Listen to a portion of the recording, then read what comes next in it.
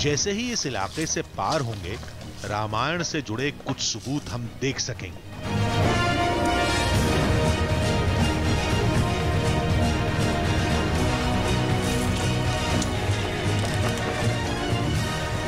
कुछ घंटे और चलने के बाद हम अपनी मंजिल पर थे। एक चट्टान पर बना शैल चित्र आंखों के सामने था। इस शैल चित्र में हमें दो व्यक्ति दिखाई दे रहे हैं। एक व्यक्ति थोड़ा बड़ा है और दूसरा व्यक्ति, दूसरी जो आकृति है उससे थोड़ी छोटी है। कहते हैं कि ये बड़ी वाली आकृति राम है और दूसरी आकृति में लक्ष्मण है। ये दोनों विलाप कर रहे हैं। सीता हरण के बाद जब राम और लक्ष्मण बहुत ही दुखी हुए, बहुत ही विलाप करने लगे, तो उस वक्त उस घटनाक्रम को लक्ष्मण ने इन चट्टानों पर उकेरा।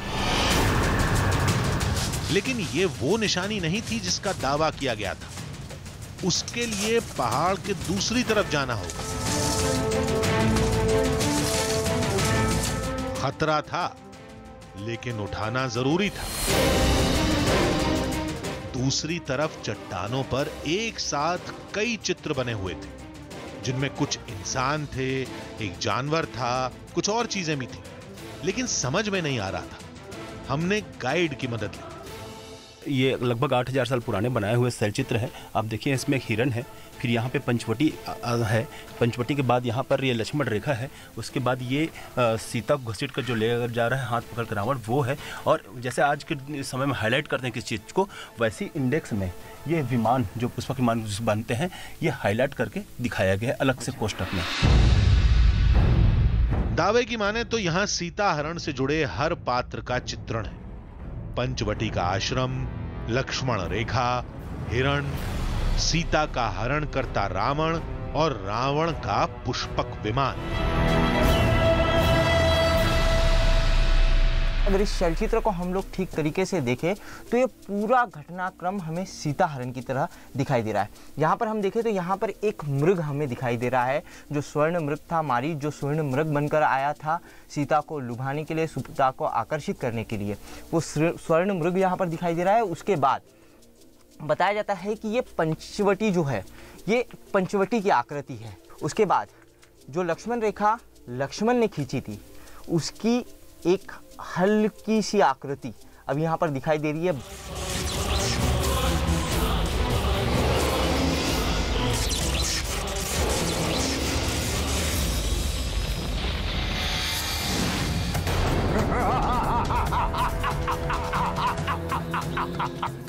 कौन हो तुम? लंकेश दशानन रावण। तो यहाँ पर एक आकृति, हमें एक ऐसी आकृति दिखाई दे रही है जिसे जबरदस्ती कोई व्यक्ति खींच रहा है। देखिए, यहाँ पर रावण का चित्र जो है वो धुंधला हो चुका है, लेकिन सीता का जो चित्र है वो अभी भी क्लियर दिखाई दे रहा है। एकदम अभी भी इस चित्र में स्पष्टता है, लेकिन रावण का जो चित्र है वो धुंधला दिखाई दे रहा है। यहाँ पर हल्का सा ऐसा प्रतीत होता है कि जैसे कोई इस आकृति के हाथ को खींच रहा है और यहाँ पर वो दूसरा चित्र रहा होगा। देखिए, ये चेहरे का आकार है, यहाँ पर नीचे उसका पूरा शरीर है और ये चेहरे का आकार जो है यहाँ से मिट चुका है। स्वामी, मेरी रक्षा कीजिए ना, प्रभु मेरी रक्षा कीजिए, रक्षा कीजिए स्वामी। उसके बाद बताया जाता है कि ये पुष्पक विमान का चित्र है, जिसे एक स्पेशली इंडेक्स में लक्ष्मण ने बनाया था, विशेष रूप से रेखांकित किया गया था।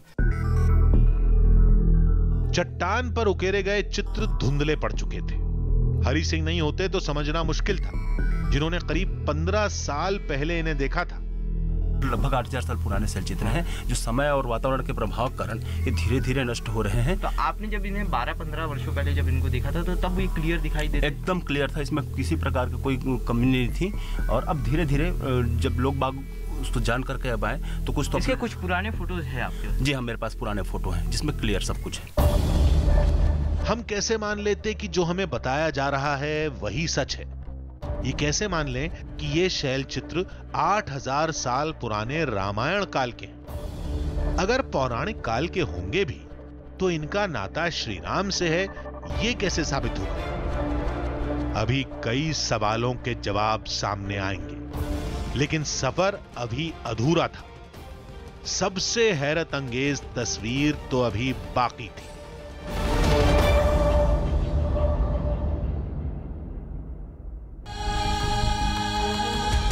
हमें जो मिला था वो प्राचीन शैल चित्रों के अवशेष थे, जिन्हें 8000 साल पुराना मतलब रामायण के समय का बताया जा रहा था। ऐसे कुछ चित्र उत्तर प्रदेश के मिर्जापुर में भी मिले थे, लेकिन वो ज्यादा से ज्यादा 1000 साल पुराने बताए गए हैं। कुछ शैल चित्र मध्य प्रदेश में भी मिले हैं, लेकिन उन्हें महाभारत के समय का बताया जाता है। हमें जो अवशेष मिले थे वो 8000 साल पुराने बताए जा रहे थे। ये सच है या नहीं ये तो हम बाद में पता लगा लेंगे, लेकिन हमारी खोज अभी पूरी नहीं हुई थी। अभी और ऊपर जाना था, एक अंधेरी गुफा में। कहते हैं वहां इससे भी बड़े साक्ष्य मौजूद हैं। वहां हमारे हर सवाल का जवाब भी मिल जाएगा।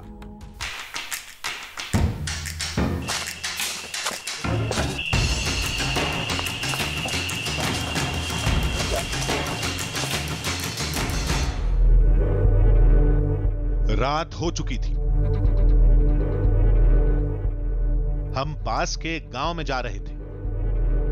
वहां रात गुजारने के बाद सुबह गुफा की तलाश में निकलना था, जहां कुछ और बड़े सबूतों के होने का दावा किया जाता है।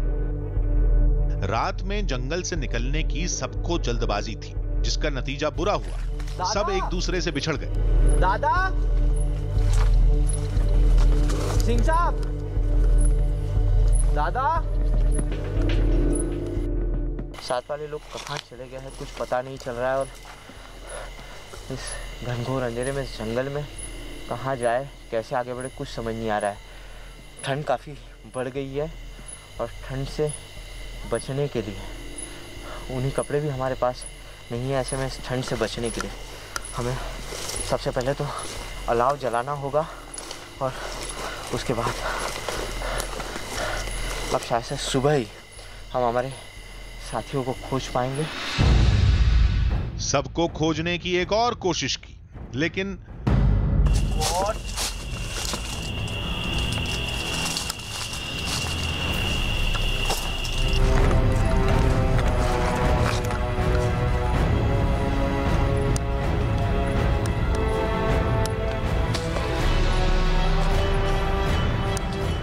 अंधेरे में आगे बढ़ना अब सही नहीं था।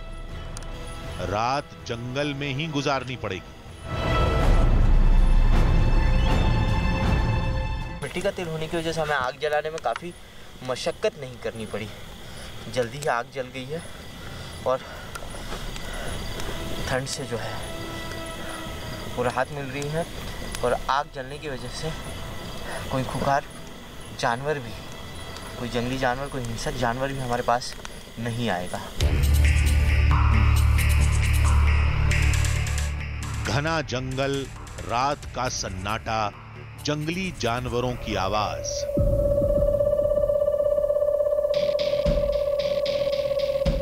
खतरा हर तरफ था और खतरों से घिरी बैठी थी हमारी टीम। तभी एक आहट हुई। लगा कोई हमारी तरफ बढ़ रहा है। आदित्य जी, अरे सिंह साहब है। हाँ, अरे सिंह साहब कहाँ रह गए थे हम लोग? यार मैं डर गया था, एकदम अकेला हो गया था पूरा जंगल में। अब ढलान के बाद एकदम डर गया था, कुछ मोड़ने के बाद दिखता नहीं था, अकेला हो गया था पूरा। हम लोग भी जो है कि हम लोग भी पता नहीं, ढलान से जहाँ हमको जगह मिली, हमको पहाड़ जो है तुरंत उतरना था। और पहाड़ हम लोग भी, सब लोग जो है कि जहाँ से जगह मिली वहाँ से उतरे। गाइड के मिलने से थोड़ी राहत मिली, लेकिन खौफ की वजह से नींद नहीं आई। पूरी रात जागते हुए गुजार दी। इस जंगल में बेहद ही खौफनाक रात गुजारने के बाद अब दिन हो चुका है, और दिन की लालिमा जो है वो इस जंगल में साफ दिखाई दे रही है। इस रोशनी के भरोसे हम लोग इस जंगल में आगे का सफ़र तय कर सकते हैं। रात भर हम लोग सोए नहीं है, जिसकी वजह से शरीर में काफ़ी थकान है। लेकिन राम के दूसरे साक्ष्य तक पहुंचने के लिए, इस कहानी के हमारे आखिरी पड़ाव तक पहुंचने के लिए हमें हमारे सफ़र की शुरुआत तुरंत करनी होगी। हमारी मंजिल वो गुफा पहाड़ के उस पार थी। कहते हैं सीता की तलाश में भटकने से राम काफी विचलित हो गए थे। फिर उसी गुफा में राम ने भगवान शिव की तपस्या की थी। लोग कहते हैं कि उस जगह पर कुछ शैल चित्र भी हैं जो साफ और स्पष्ट हैं। उनकी भी कहानी रामायण से ही जुड़ती है।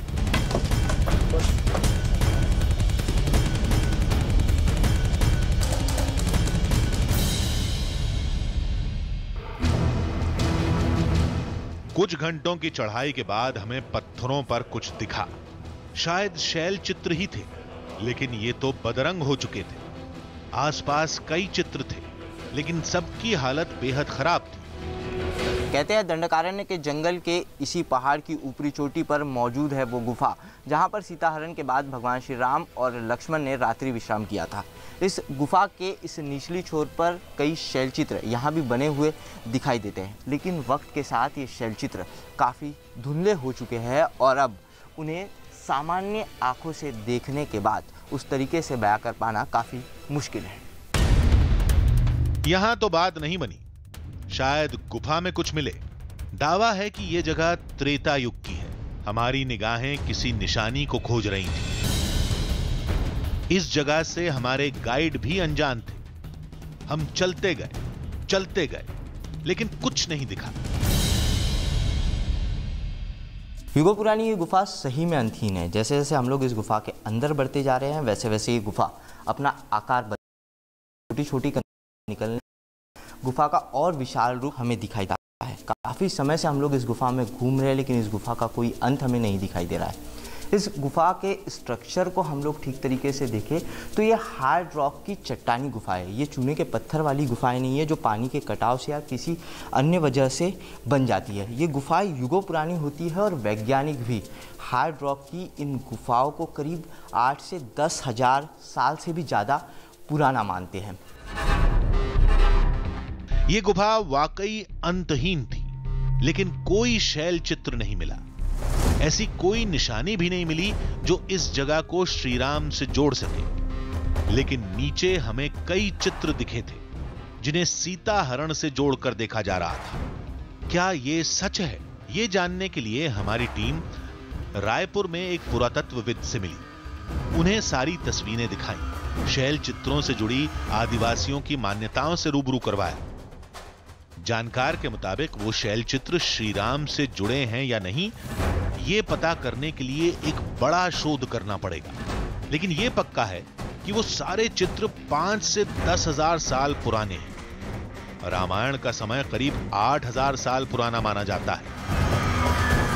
हम ये निश्चित तौर पर कह सकते हैं कि वो शैल चित्र जो है लगभग 5 से 10 हजार वर्ष पुराना शैल चित्र है। ये इसमें कोई संख्या की बात नहीं है। लेकिन आपने जो ये बोल रहे हैं और लोगों की जो मान्यताएं हैं कि वो सीता हरण से संबंधित शैल चित्र बने हुए हैं, ये पुरातात्विक दृष्टि से हम उसको प्रमाणित नहीं कर सकते हैं कि वो राम के चित्र बने हैं और वहाँ पर सीता हरण का हुआ था, उस जिसको वहाँ पर वो अंकित किया गया। छत्तीसगढ़ में राम पथ गमन मार्ग बनाने की तैयारी है, जिसका रास्ता कोरबा से गुजरता है। ये नक्शा काफी शोध के बाद तैयार किया गया है।